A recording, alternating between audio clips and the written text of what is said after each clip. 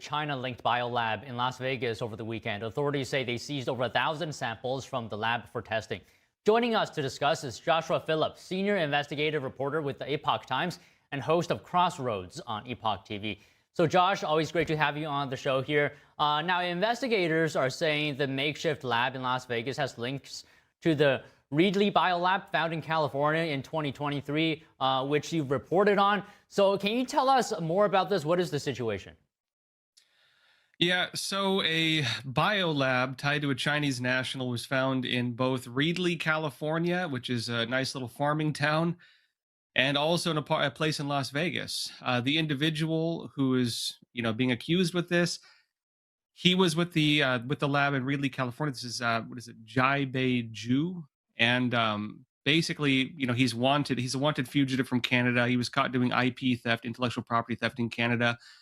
Came to the U.S. and he was running what he's being accused of. He's awaiting trial, basically in California still. But the allegation is they were making counterfeit COVID-19 test kits and selling them on like the internet.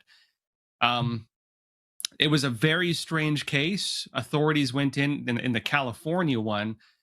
People might have heard there was a story that they had found Ebola in a Chinese biolab in California. The reality of it is they never actually tested any of the vials. There were refrigerators with unlabeled or unknown substances. Some of them had Chinese names. Some of them had code names. There were pieces of paper with it was assumed, basically went with them. The CDC never tested any of the vials. Local officials called. Nothing ever happened with it.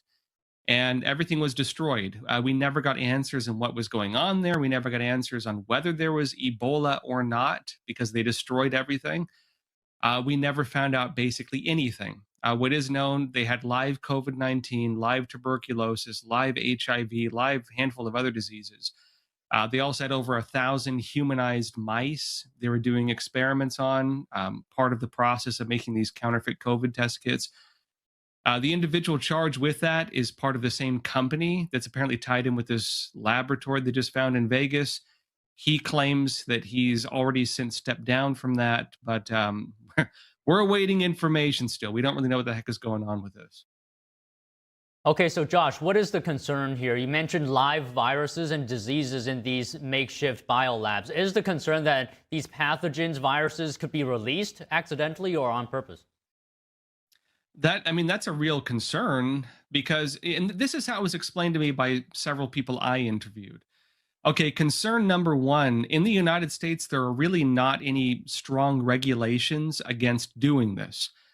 And that was a big concern the Reedley lab raised. I spoke to several local officials about this. Basically, in the United States, if you want to start up a virus testing lab, it's not that difficult. You can register it. You can buy humanized mice. They're only about $7 each. They're not even expensive.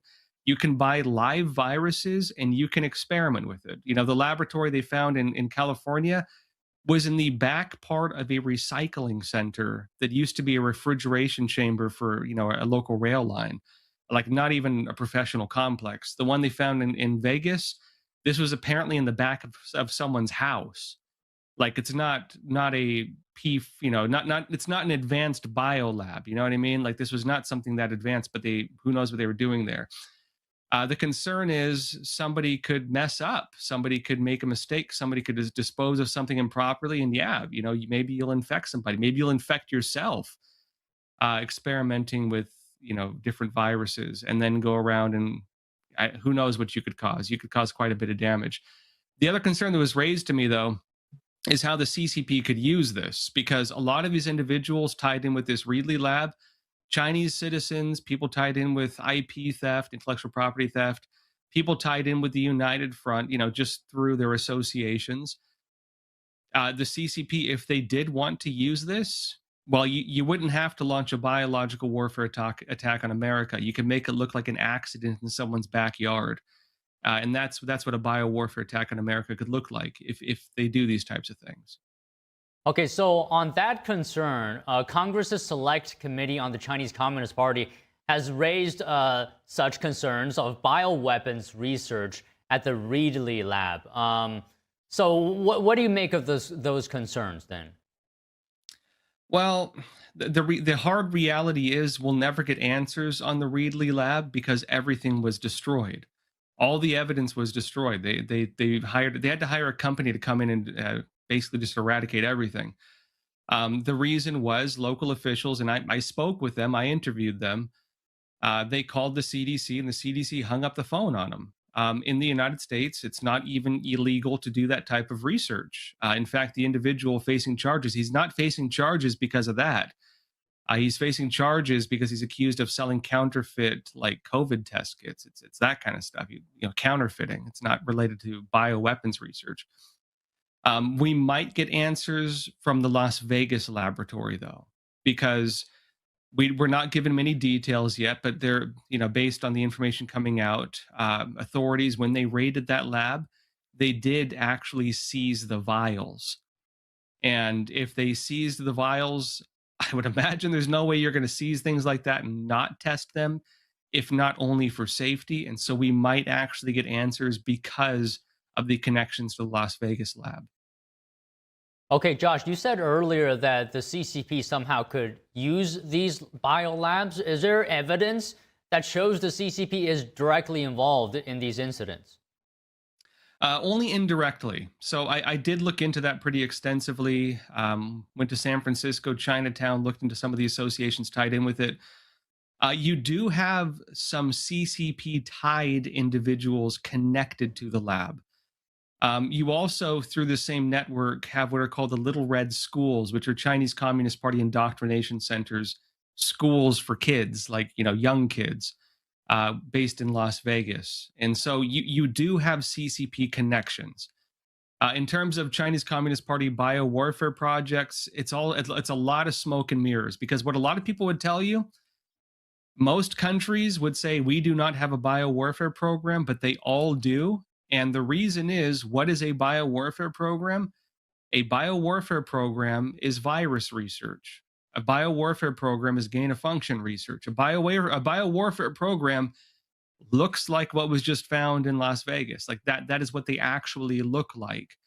But they just call it something else, which is virus research or whatever else. Like that is the form that biological weapons research programs take. So on this issue of biowarfare, potentially, we've seen recent cases of Chinese nationals being charged and convicted of smuggling biological pathogens into the U.S. I'm just wondering here, just finally, is all of this connected in some way? We don't know. Hopefully we get answers. Without a doubt, it is known this.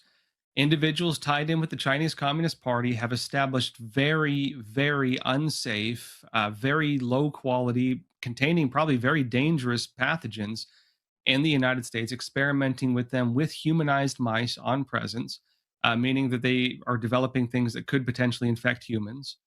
We do know that Chinese nationals tied in, based on what we're hearing, to the CCP, have, in fact, as you mentioned, been smuggling pathogens into the United States, including things that could be agro-terrorism. For example, that one of them was a fungus that could have destroyed a lot of our crops and killed cattle and killed humans, but mostly destroyed our food supply. All of these should raise alarms. All of these really should raise alarms. If it did turn out that the lab in Reedley, California had Ebola, which we never got answers on, but there were packages sealed in such a way to contain such pathogens, and with a label that did say Ebola, it was destroyed. We'll never know, but that is the fact in terms of what was found. That could have very easily been something that could have led to a lot of people dying, and hopefully we get answers on it. Yeah, I mean, still a lot of unanswered questions, but like you said, at the very least, despite this should raise alarms to everyone. Thank you so much, Josh, for speaking with us. Yeah. Thank you. Coming up, DHS Secretary Kristi Noem visits